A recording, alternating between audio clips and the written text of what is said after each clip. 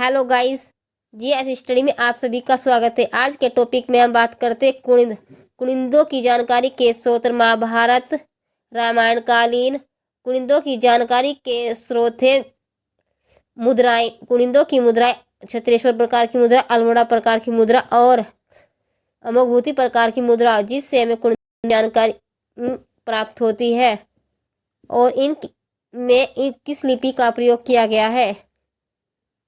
ये नोट्स आपकी group C के एग्जाम के साथ साथ अपर पीसीएस के प्री और मेंस एग्जाम्स में भी काफ़ी हेल्पफुल होंगे।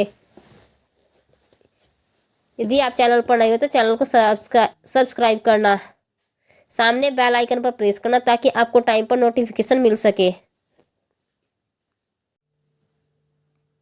बात करते हैं आज क्लास के बारे में। कुनिंद राजवंश उत्तराखंड में शासन करने वाली प्रथम राजनीतिक शक्ति है कुनिंद। इसे राजनीतिक इसलिए कहा गया है क्योंकि स्थापित समयकाल की कोई स्पष्ट जानकारी नहीं है।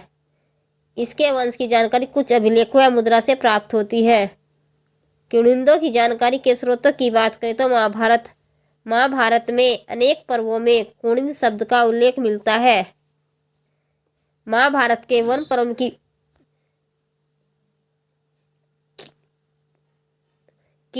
कुनिंद शासक सुभाव की जानकारी मिलती है, जिसकी प्रारंभिक राजधानी थी श्रीनगर। महाभारत में कुनिंदों को द्विज कहा गया है एवं कुनिंद शासकों को द्विज श्रेष्ठ कहा गया है। महाभारत के युद्ध में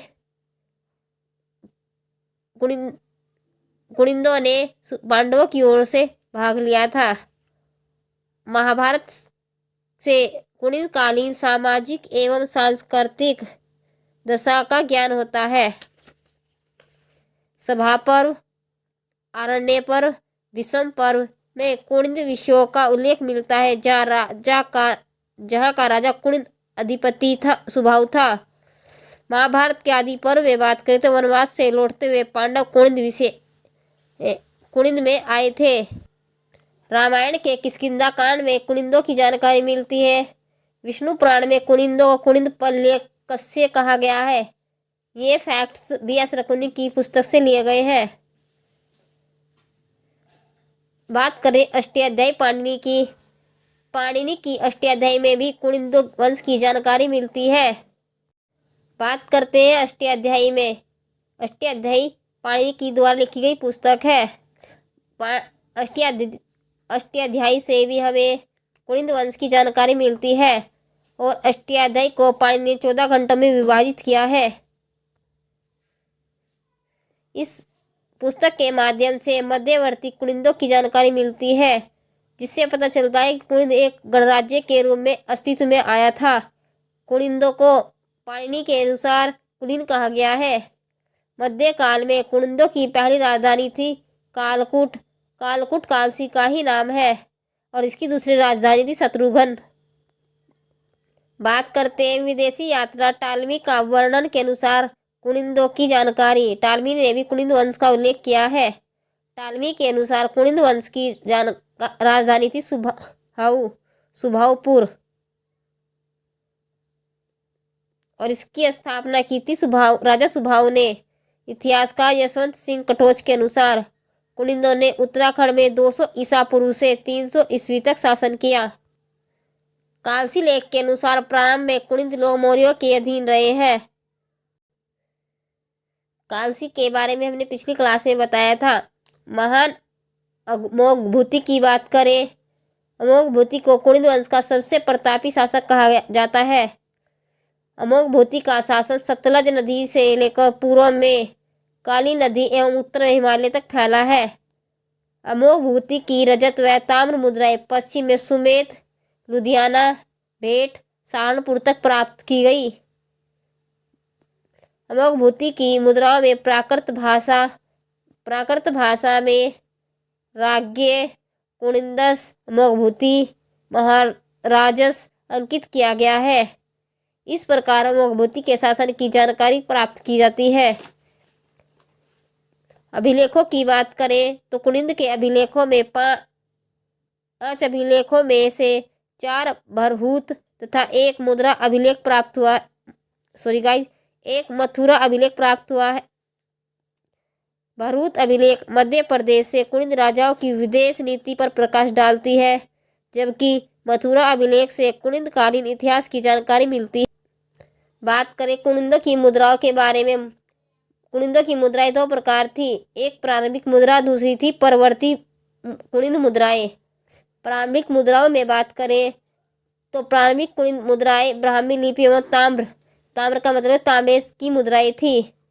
और इन प्रारंभिक मुद्राओं के अग्रभाग में बोधि वृक्ष, त्रिरत्न और पृष्ठ भाग में मुद्रा के पिछले भाग में सूर्य की किरणों को उत्कीर्ण किया गया है। ये मुद्राएं भेंट, देहरादून, भैड़गांव, लुधियाना के सुनेत और हरियाणा के करनाल से प्राप्त होती है।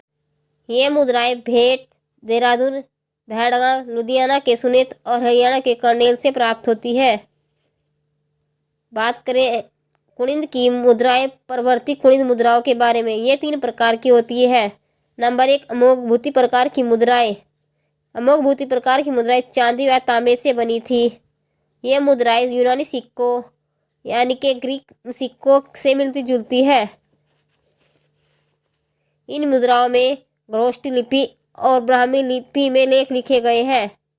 अमोघ भूति की मुद्राओं में नारी मर्ग, स्वास्तिक, बौद्ध वेष्टनी, नाग, चक्र, चैत्य, वेदिका, नंदी तथा लहरदार रेखाओं को अंकित किया गया है। अल्मोड़ा प्रकार की मुद्राओं के बाद में बात करें यह तांबे से निर्मित सिक्के थे जिनमें ब्राह्मी लिपि का प्रयोग किया गया था। अल्मोड़ा प्रकार की 54 मुद्राएं कत्यूर घाटी से प्राप्त हुई, जिनमें से एक मुद्रा आसेक तथा एक मुद्रा शिवदत्त तथा बाकी मुद्राएं गोमित्र नामक शासक की थी। इनमें से 4 मुद्राएं ब्रिटिश संग्रहालय लंदन में रखी गई है। ये 4 मुद्राएं शिव रक्षित की मुद्राएं थी। इन मुद्राओं पर वर्त, कुबड़वाला, बैल, वेदी, छत्र, लंबवत रेखाएं, नाग, मानव मूर्तियां उत्कीर्ण है। अल्मोड़ा मुद्राओं में लगभग 8 कुणिद राजाओं के नामों का पता चलता है। इन 8 राजाओं के नाम है शिवपालित, शिवदत्त, शिवरक्षित, हरदत्त, गोमित्र, विजयभूति, आसेक और अमोघभूति। नंबर 3 की बात करते छत्रेश्वर प्रकार की मुद्राएं। ये मुद्राएं भी तांबे एवं ब्राह्मी लिपि के सिक्के थे। इन सिक्कों में भी कुणिदों का छत्रेश्वर देवता भगवान शिव को बताया गया है। इन मुद्राओं पर भगवत छत्रेश्वर महात्मन उत्कीर्ण किया गया है। कुणिद शासक के अन्य तथ्यों के बारे में बात करते हैं। मॉर्फोलॉजी ऑफ कुणिद कॉइन पुस्तक की रचना NP जोशी के द्वारा की गई। अमोघभूति के कार्यकाल के बाद कुणिदों के मैदानी भागों पर शकों ने आक्रमण किया तथा मैदानी भागों पर शकों का अधिकार हो गया। उत्तराखंड में शक संवत का प्रचलन एवं सूर्य मंदिरों का होना इस क्षेत्र में शकों के निवास के होने की पुष्टि करती है। उत्तराखंड में सूर्य मंदिरों का निर्माण किया गया है जो शकों की निवास की पुष्टि करता है। कुणिदों की उत्पत्ति के संबंध में इतिहासकार कहते हैं कि कुणिद आर्यों के वंशज हैं जिनके श्रीनगर, कालकूट, शत्रुघ्ननगर, बेट आदि जगह राजधानियां हैं। इन मुद्राओं में जनपद तथा गणक सूचक लेख उत्कीर्ण है। अमोघभूति ने अपना राज्य को यवनों की अधीनता से मुक्त कराया था। नेक्स्ट टॉपिक में हम बात करेंगे उत्तराखंड में शक और अन्य जातियों का प्रशासन। गाइस, वीडियो पसंद आई तो वीडियो को लाइक करना, चैनल को सब्सक्राइब करना, अपने दोस्तों से ज़्यादा शेयर करना और कमेंट बॉक्स में बताना कि वीडियो कैसी लगी। धन्यवाद।